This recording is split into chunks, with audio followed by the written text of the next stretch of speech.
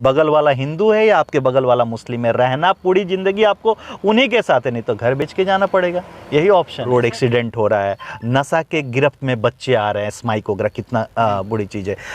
आज की डेट में छोटे छोटे बच्चे अपराध जगत में कदम रख दे रहे हैं। 3 साल की डिग्री 6 साल में मिल रही है, सिवान में यूनिवर्सिटी नहीं है, किसी भी बाज़ार में एक टॉयलेट नहीं है, दिल्ली से ज़्यादा महंगा सब्जी आप गाँव के बाज़ार में। राजनीति का बात करने के लिए हमारे साथ जुड़ रहे हैं प्रकाश मणि तिवारी, जो इकलौता ऐसा उम्मीदवार है जो अभी लोकसभा का घोषणा कर चुके हैं और लोकसभा के नज़र से ही जनता इनको अब देख भी रही है और उसी के हिसाब से जन जन तक पहुंच रहे हैं और एक नए सिवान बनाने की बात कर रहे हैं। बात करें इनके बारे में तो डाटा ये साइंटिस्ट रह चुके हैं, विदेशों का भी दौरा कर चुके हैं, बड़े बड़े कंट्रियों में अपनी सेवा भी दे चुके हैं, लेकिन अब इन्होंने सिवान को सजाने और संवारने का फैसला किया है। उसी पर आज हम इनसे बात करेंगे। सक्षम है अगर वो कहिए तो मतलब सबल लोग अगर या असबल इसको कहें टेम्पररी तो गलत नहीं होगा कि वैसे लोगों के हाथ में अगर सत्ता चली जाती है तो वो कुछ कर नहीं पाते हैं। तो मुझे ख्याल आया कि मुझे एक आवाज़ बननी चाहिए और मुझे इस लोकसभा चुनाव में पार्टिसिपेट करना चाहिए, जिससे कि मैं जन जन तक जो हमारा असली मुद्दा क्या है मैं पहुंचा सकूं। अच्छा सर, देखा जाए तो प्रकाश मणि तिवारी का सिवान की राजनीति में कोई खास योगदान नहीं है। विगत 1-2 वर्षों से ही आप सिवान से वाकिफ़ हुए हैं। जी। तो लोग कैसे बिलीव करेंगे आप पे, क्यों आपके साथ जाना पसंद करेंगे? देखिए, राजनीति में योगदान ये मैटर नहीं करता है, मैटर ये करता है कि राजनीति में अच्छे लोग, जो सक्षम लोग और भले लोग आएँ, जो निजी स्वार्थ से उठकर काम करने की मानसा रखते हों।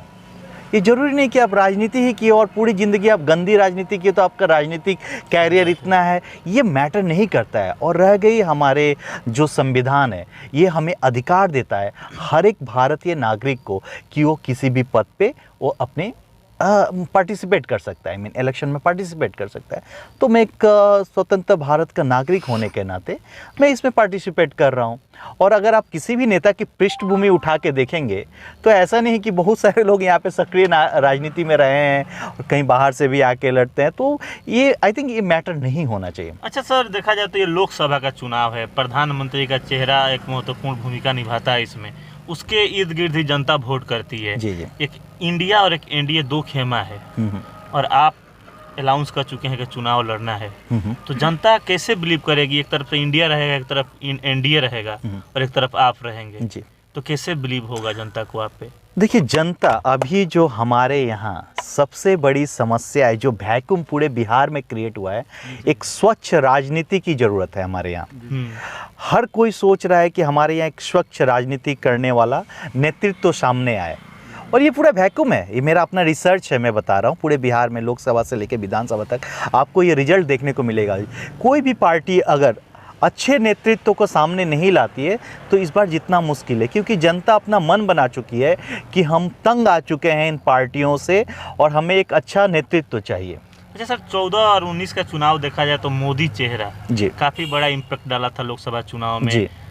क्या लग रहा है 24 के चुनाव में कुछ बदलेगा? इस बार कैंडिडेट पे वोट करेंगे लोग? हाँ जी, बिल्कुल। देखिए, चीज़ें हमेशा समय के साथ बदलती रही है और अभी समय का डिमांड है पूरे भारत में।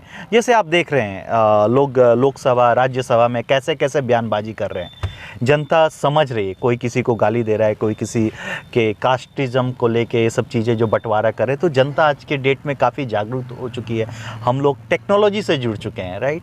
तो जनता अभी यही खोज रही है, जो भी पार्टी है, कोई भी दल है, कोई भी विचारधारा है, आपको अच्छे नेतृत्व को सामने लाना पड़ेगा, वरना जनता आपको सपोर्ट नहीं करेगी। अच्छा सर, चुनाव तो जीतने के बाद आपको तो जाना कहीं ना कहीं मजबूरी होगा इंडिया या एनडीए के साथ जी। अभी प्रकाश मणि तिवारी किसके साथ है, किनकी विचारधारा आपको मैच करती है, इंडिया या एनडीए? देखिए, मैं एक निर्दलीय उम्मीदवार हूँ, तो मैं स्वतंत्र हूँ किसी के बारे में बोलने के लिए। तो फिलहाल मैं अभी ये नहीं कहूँगा कि मैं इस विचारधारा से मैं प्रेरित हूँ। बस जो भी नेतृत्व देश के हित में काम करेगा, मैं उसके साथ हूँ। जीतने के बाद तो मजबूरी ना हो जाएगा, किसी ना किसी को तो सपोर्ट तो करना होगा। अकेले तो आप रहेंगे नहीं। मैं उसी को सपोर्ट करूँगा जो जीतेगा, सिंपल सी बात है। इंडिया या एनडीए? अब जो जीते मैं उसके साथ हूँ। तो अभी सिवान की बात करते, सिवान के राजनीति से आप पूर्व परिचित भी होंगे। यहाँ एक दो नाम रहे हैं जिसके इर्द गिर्द ही सिवान की राजनीति घूमी है। अरे भैया, क्या लगता है उससे ऊपर उठेगी जनता इस बार? मैं यहीं से पढ़ा हूँ, 2000 से लेके 2008-9 तक मैं यहीं पे रहा हूँ, कहीं दूर का नहीं हूँ, मैं हर चीज़ से वाकिफ़ हूँ। और देखिए चीज़ें बदल चुकी हैं, एक दो जो नाम थे तो अभी मुद्दा बिल्कुल बदल चुका है। अभी लोगों को जो पिछले 15-20 साल से लोगों को जो दिख रहा है, जो नेताओं की नाकामी, लोग इतने भारी संख्या में मतदान किए, सहयोग किए, नेताओं को सामने लाए, उनकी जो नाकामी है लोगों को बहुत ज़्यादा खल रही है ग्राउंड पे, गांव-गांव में जाके देखिए। तो इसका तो परिणाम मतलब देखने को मिलेगा ही लोकसभा में। अच्छा, एज ए नागरिक पूछे, सिवान के नागरिक के नाते, तो आपका किसका कार्यकाल सबसे अच्छा लगा सांसद में? शहाबुद्दीन साहब हो, ओम प्रकाश यादव हो, या कविता सिंह हो? ये तो किनका कार्यकाल प्रकाश मणि तिवारी को अच्छा लगा? ये तो हमारा दुर्भाग्य है कि जब से मैं जन्म लिया हूँ, बिहार का जो स्थिति है दिन पर दिन बदतर होती चली गई। मैं नहीं कहूँगा किसी का कार्यकाल बहुत ज़्यादा अच्छा रहा हो। अगर शहाबुद्दीन साहब का कार्यकाल लिया जाए तो पहले कुछ कार्यकाल थे, अभी तो है नहीं, उनके बारे में बोलना मैं नहीं समझता हूँ कि काफ़ी उचित है। पहले जो कुछ कार्यकाल था तो कुछ खौफ से भरा था, कुछ का उनके बाद का जो कार्यकाल था लास्ट 5 ईयर का, वो काफ़ी प्रोग्रेसिव रहा। तो दोनों मिक्स था। ओम प्रकाश यादव की ली जाए तो वो तो मतलब अगर उनका कुछ काम दिखता हो तो आप मीडिया वाले आप उजागर कीजिए। कविता सिंह का तो आपके सामने दिख रहा है, अगर आप है तो आप, मैं किसी न्यूज़ चैनल में दिख रहा था कि आप 5 काम गिनवा दीजिए, तो मतलब कोई उनका जो प्रतिनिधि था नहीं गिना पाया।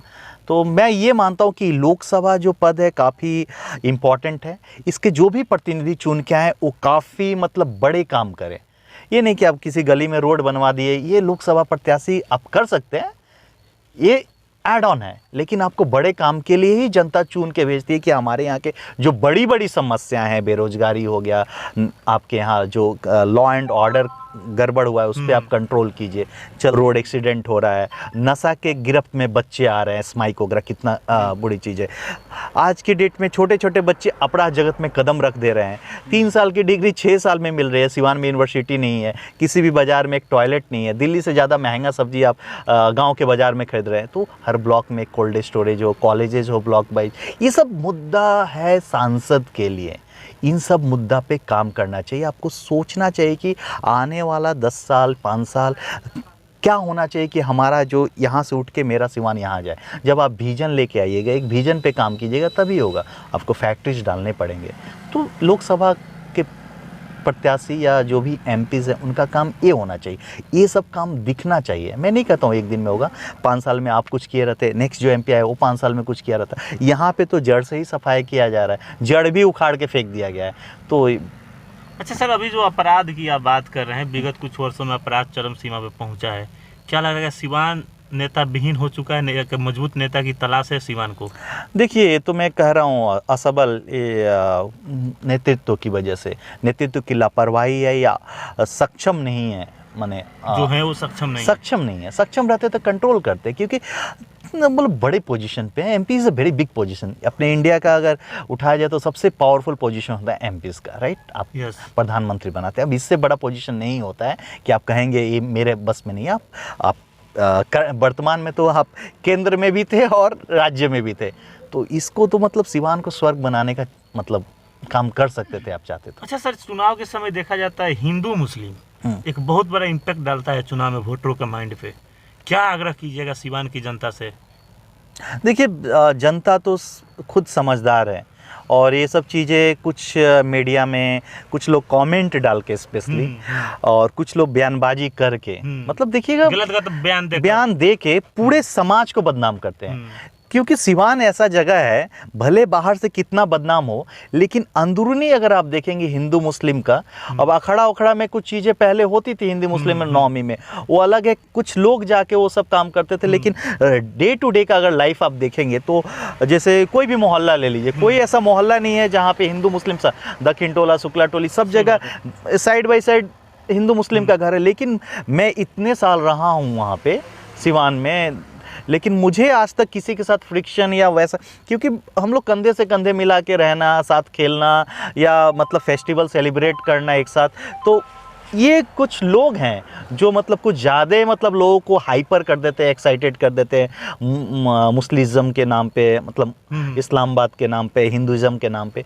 तो ये चीज़ें तो मतलब जनता समझती है और सोच समझ के उनको कोई भी तर्क या बयान किसी को देना चाहिए इस मैटर पे। हमें ऐसा बयान देना चाहिए जिससे समरसता बनी रहे समाज, क्योंकि आफ्टर ऑल आप कुछ भी कीजिएगा, आपके बगल वाला हिंदू है या आपके बगल वाला मुस्लिम है, रहना पूरी ज़िंदगी आपको उन्हीं के साथ है, नहीं तो घर बेच के जाना पड़ेगा, यही ऑप्शन है। तो सर चलते चलते जो भी हमारे व्यूवर्स आपको देख रहे हैं वो थोड़ा आपके बारे में जानकारी लेना चाहते हैं, थोड़ा अपने बारे में आप कुछ अपना परिचय बता दीजिए ताकि आप कहाँ कहाँ रहे हैं, कैसे सिवान की राजनीति माना। देखिए, मेरा नाम प्रकाश मणि तिवारी है। मैं यहीं DAV कॉलेज से इंटर BSc इन फिजिक्स, फिर यहीं से इंजीनियरिंग किया। उसके बाद से मैं हैदराबाद, बेंगलोर, पुणे रहा। इस बीच में मुझे ऑस्ट्रेलिया, लंदन और फ़िलहाल मैं US की नौकरी छोड़ के, मुझे अभी US 3 साल से रहना चाहिए था अपनी फैमिली के साथ, मैं यहाँ पे मतलब ये इनिशियली तो मेरा नशा वाला फोकस था कि बच्चे जो स्माइक वगैरह का नशा कर रहे हैं, इस पे मेरा फोकस गया। उसके बाद पता चला कि नशा के साथ कहीं ना कहीं बेरोज़गारी जुड़ी हुई है, बेरोज़गारी के साथ ये करप्शन जुड़ा हुआ है, करप्शन के पीछे कोई कल कारखाने नहीं है, पिछली 3 पीढ़ियाँ बर्बाद है। सबसे ज़्यादा जो प्रॉब्लम है लोगों के पास वो फाइनेंशियल प्रॉब्लम है। ये सब चीज़ें समाज में मतलब कि ये कहिए तो इक्वल अपॉर्चुनिटीज़ नहीं है, किसी के पास पैसा है तो किसी के पास नहीं है। तो जहाँ भी अगर पैसा है और सामने वाले पास पैसा नहीं है, बहुत ज़्यादा मतलब अनबैलेंस्ड रहेगी society due to lack of opportunities, तो क्या होगा, क्राइम बढ़ेगा ही। सही बात है। तो ये जब तक इक्वल अपॉर्चुनिटीज़ नहीं होंगी, सब कोई अपने रोजी रोटी का साधन नहीं होगा, अपने लाइफ में बिजी नहीं होंगे, क्राइम बढ़ते जाएगा। तो इस पे तो काम करना पड़ेगा, कोई भी नेतृत्व आए, नहीं तो आने वाले 10-12 साल में आपका, मेरा बच्चा, आपका भाई, बेटा कोई सुरक्षित नहीं है। कब BA, BCom, BSc, MA, MCom करें विश्व की सबसे बड़ी यूनिवर्सिटी इग्नू से। सॉल्व असाइनमेंट्स और गाइड बुक्स प्राप्त करें। संपर्क करें Mahakal computers, DAV PG college के पास, पंच मंदिरा मोड़ से दाहिने, सिवान।